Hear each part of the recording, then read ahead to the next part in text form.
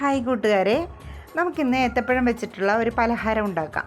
അതിനായിട്ട് 2 ഏത്തപ്പഴത്തിൻ്റെ തൊലിയെല്ലാം കളഞ്ഞിട്ട് ചെറുതായിട്ട് കട്ട് ചെയ്ത് വെച്ചിട്ടുണ്ട്. പിന്നെ 2 കോഴിമുട്ട എടുത്തിട്ടുണ്ട്. നമുക്ക് മിക്സിയുടെ ജാറിലേക്ക് ഈ പഴവും മുട്ടയും പൊട്ടിച്ച് ഇതിനകത്തേക്കിടാം. പിന്നെ ആവശ്യത്തിനുള്ള ഉപ്പും പിന്നെ മധുരത്തിന് ആവശ്യമുള്ളത്രയും പഞ്ചസാരയും 5 ടേബിൾ സ്പൂൺ മൈദ മാവും കൂടെ ഇതിനകത്തേക്ക് ചേർത്ത് കൊടുത്തിട്ട് നമുക്ക് മിക്സിയുടെ ജാറിലിട്ടൊന്ന് അടിച്ചെടുക്കാം.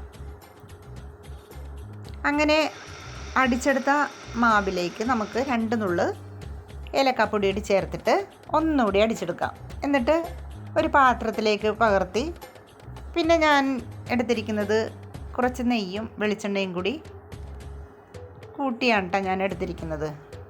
എന്നിട്ടൊരു പാത്രം അടുപ്പിൽ വെച്ചിട്ട് പാത്രം ഒന്ന് ചൂടായി കഴിയുമ്പോൾ വെളിച്ചെണ്ണയും നെയ്യും കൂടിയുള്ള മിശ്രിതം ചേർത്ത് കൊടുത്തിട്ട് നമുക്ക് ഈ അടിച്ച് വെച്ചിരിക്കുന്ന ഏത്തപ്പഴവും മുട്ടയും മൈദമാവും ഇല്ലേ, അതൊന്ന് പരത്തി കൊടുക്കുക അതിനകത്തേക്ക് ഇട്ട്.